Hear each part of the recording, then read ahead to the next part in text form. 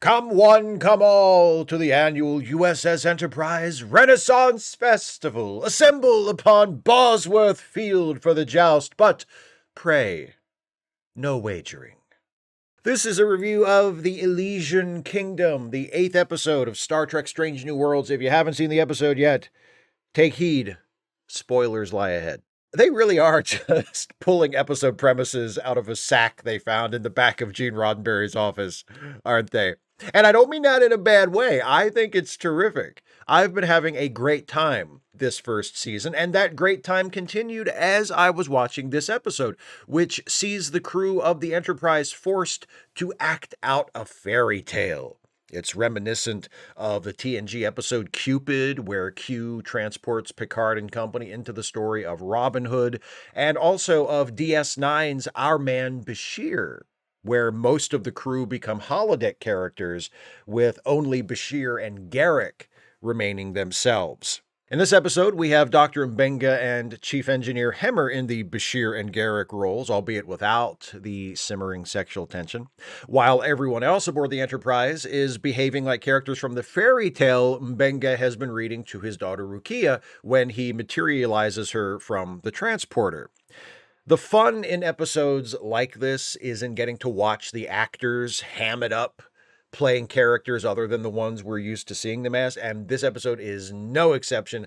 The standouts in that area are Ensign Mount, who goes from the bold and heroic Captain Pike to the King's simpering and cowardly Chamberlain, and Melissa Navia, normally the quick-witted Helm Officer Ortegas, who becomes the King's bodyguard and spends most of the episode in a state of tension hoping she gets to kill somebody.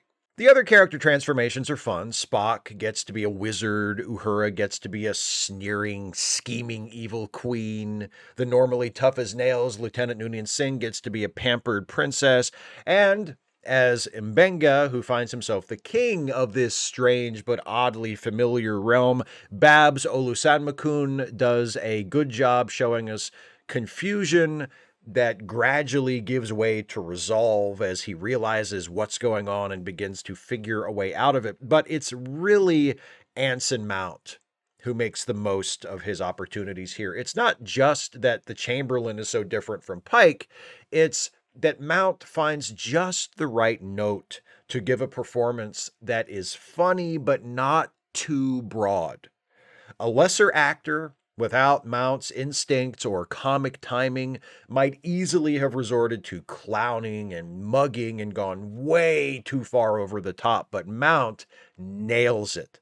He has been outstanding this season, and this episode only reinforces what a smart and versatile actor he is, and how fortunate the Star Trek franchise is to have him in a leading role.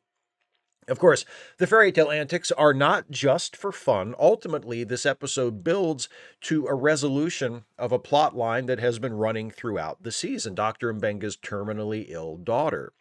It turns out the fairy tale fantasy has been imposed on the Enterprise by a disembodied entity that lives in a nebula the Enterprise has just surveyed. The entity senses Rukia's loneliness and pulls her out of the transporter buffer so she can experience her favorite fairy tale in real life. The plot of the fantasy even deviates from that of the book to match what Rukia wants to happen. For instance, she ships the King's bodyguard and the local forest archer, portrayed by Number One. Rukia is cured by the nebula entity, but if the Enterprise leaves, her illness will return. So Mbenga leaves it up to her. If she wants, she can remain in the nebula in disembodied form and live an immortal life of endless imagination with the entity, but doing so will mean leaving the Enterprise and her father. Rukia chooses to stay in the nebula, which isn't much of a surprise. I mean, how much fun can it be to spend your life in a transporter with occasional breaks where your dad reads to you from the same goddamn book? Father and daughter say their goodbyes and things go back to normal. It's a nice ending. Although I do have a slight problem with it. I'll get to that in a second, but first let me tell you what I liked about it.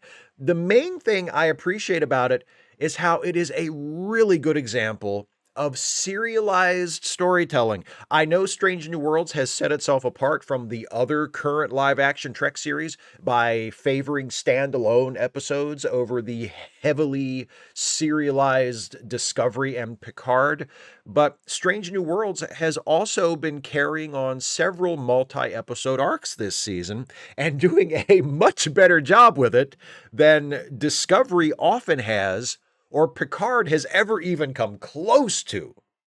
Look at how the show has handled the story of Mbenga and his daughter. The story is introduced early in the season, in episode 3, I believe, touched on in a few subsequent episodes to remind us that it's there, and now in episode 8, it moves to the forefront, becomes the focus of the episode, and is resolved. It doesn't feel like it was strung out too long. It doesn't feel padded.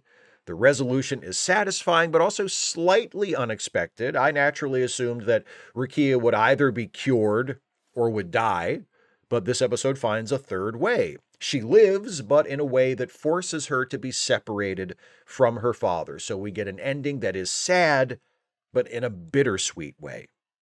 The slight problem I have with it is this. After little Rukia is transformed and taken into the nebula by her new friend, she immediately reappears in adult form to thank her father for letting her go and to tell him that she's had a wonderful, happy life. Mbenga is confused, but Rukia tells him that time works differently for her now. Moments for him are years to her in her new form. And that bit is fine. I have no issue with that. Standard issue sci-fi stuff. I just think Rukia's return is a bit too much. Mbenga makes a difficult choice to let his child go, to give her a life, but a life he can't be a part of. He's mostly sure he's making the right decision, but there's still that doubt, that uncertainty. Is she really going to be okay? Am I ever going to see her again? Those questions are only allowed to linger for a few seconds before Rukia comes right back to reassure him that, hey, you made the right decision, and I'm great, and don't worry, you can come back to the nebula someday and we can see each other again. It all worked out great. I'm sure Dr. Mbenga is grateful for the return visit, and it speaks well of Rukia that she's such a thoughtful daughter, but in terms of drama, it's a little deflating. Why do the bittersweet ending if you're going to instantly dilute the bitter with more sweet? There's another issue I have with the writing of this episode that ties into the show's episodic format. A few of the Enterprise crew members who appear as fairy tale characters aren't established as their normal selves beforehand. It's not a big deal if you've been watching the show all along this season when La'an shows up as the spoiled princess or Uhura is revealed as the evil queen. You get the joke.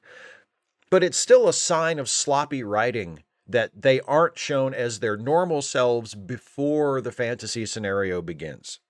Other elements important to this story, such as Rukia's illness and the story her dad reads to her, were introduced in earlier episodes as well, but they are still reintroduced here so that their importance and meaning are comprehensible within the context of this episode. The same should have been done with the characters of Nurse Chapel, La'an, and Uhura, who not only don't get moments to establish their usual characters before the fantasy begins, but also don't appear after the fantasy ends. Might seem like small details, since most of us are watching every episode of this series and we therefore know these characters already, but those details matter when you're writing an episodic series where theoretically every individual installment needs to be able to stand on its own. Those are relatively minor issues, though, when all is said and done. It's not a perfect episode. It might be the weakest of the season so far, but I still enjoyed it quite a bit. The performances were excellent. The fantasy conceit was explored in a way that I found funny and entertaining, and we got a touching, if somewhat overplayed, resolution to the story of Dr. Mbenga and Rukia. As with the Freaky Friday episode a few weeks ago, it's nice to see Strange New Worlds stage a light comedic episode with some heart and mostly pull it off. Those are my thoughts. Please share your thoughts with me in the comments. If you want to support my channel, you can become a patron at patreon.com/Steve Shives, or become a channel member by clicking the join button, or make a one-time gift via the thanks button below the video, or PayPal or Venmo. Links to all of those are in the description. Thanks so much for watching, and I'll see you next week for a review of episode 9.